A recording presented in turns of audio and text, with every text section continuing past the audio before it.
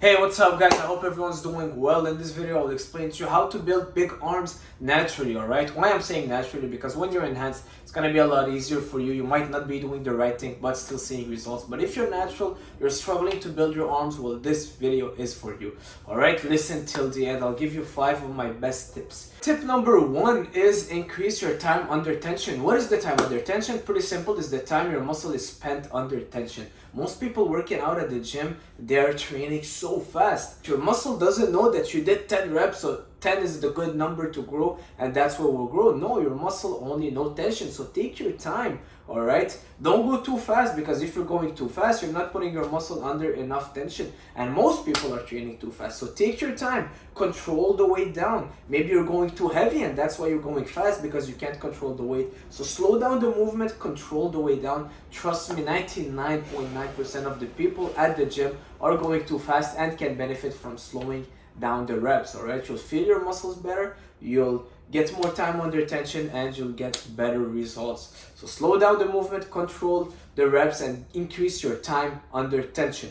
Tip number 2 is train your arms more frequently but in shorter time. So I'll explain myself. Instead of doing an arm day and really destroying your arms, completely destroying them to a point where you leave and you can't even move your arms, and you've done an hour of biceps and an hour of triceps, or 45-minute biceps, 45-minute triceps, well, do them more frequently. So because it's a smaller muscle, I like really doing them more frequently. So let's say I'll do a bit of biceps after my back, a bit of triceps after my chest, a little bit of maybe more arms after my shoulders. It will really depend on the day, but I will do a couple sets. It's very easy to get them to failure because we're training them secondary when we're doing our bigger muscles. The back, we're training the biceps. With the chest, we're using our triceps. So it's easy to get them to failure. So I just stimulate them a little bit after each workout, and I train them more frequently instead of really killing them one day and doing 2 hours of arms, and then the next day I can't even work out properly anything of my upper body because my arms are too sore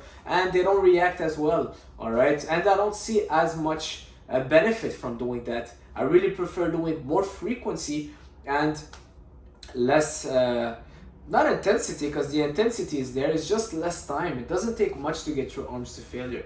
Alright, sometimes I'll do a couple sets of biceps and my biceps are completely done after my back workout and I'm good for the day. Alright, so more frequency, less longer sessions of arms. Now, tip number 3 is keep it simple. Alright, your biceps, your arms is just one joint moving when you're training your biceps. When you're training your triceps, it's just one joint moving. So it's so simple to train. It doesn't need to be complicated, alright? For the biceps, I'll use 3 exercises that I feel good with, and I will stick with them forever. Triceps, the same thing. Don't overcomplicate stuff. A lot of people, they would watch people on Instagram or TikTok or whatever, and they'll see very complicated exercise and they try doing them in the gym, and you have the 2 cables, you're seated on a bench, inclined 45-degree to hit ahead of the triceps.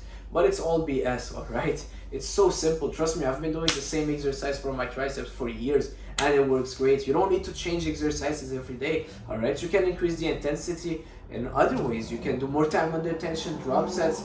You can do supersets. You can take less rest periods, but I stick with what works for me. I'll do biceps curls, supinated grip, hammer curls, and I like to do biceps on the cable also, but that's it. I don't really change it much. I will really mostly focus on doing biceps curl with the dumbbell. I don't do much stuff for triceps. I will do triceps push down with the rope, alright, on the cable as well. So that's it. Keep it simple. Choose what works best for you, what you feel best. So ask yourself when you're doing a movement, let's say you're doing skull crusher.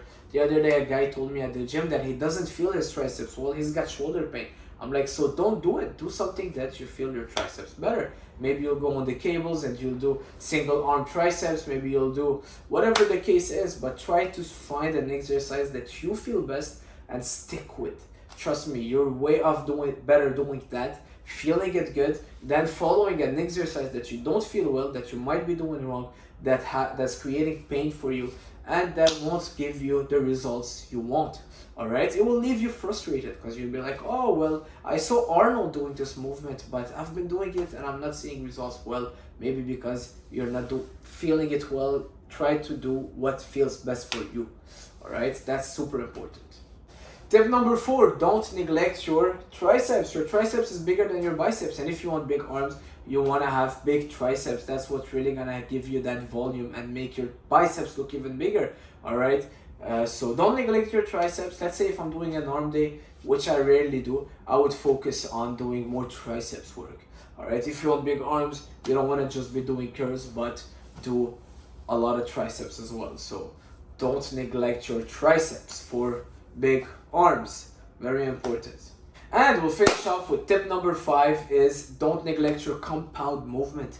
All right, your pull-ups, your push-ups, your bench press, deadlifts. All right, it's for a reason that gymnasts, they have huge arms because they do so much pull-ups and they're hanging all day. The compound movements, your deadlift, your bench press, is helping you build your triceps, your overhead press, your rowing, you're working your when you're rowing, you're working your biceps in a secondary muscle group. So don't neglect the compound movements to help you get big arms. So a lot of people would want to build their arms and they just focus on doing arms exercises and isolating them, but it would be more beneficial to add more compound movement to help you get there faster, and you're working them more frequently. And working your arms, let's say doing pull-ups, because you're working so many muscles at the same time, it will provide you with more benefits. All right, so don't neglect your compound movements. I try to do a compound movement every single day I hit the gym. Every single workout I try to do at least one, whether it's for legs or the upper body.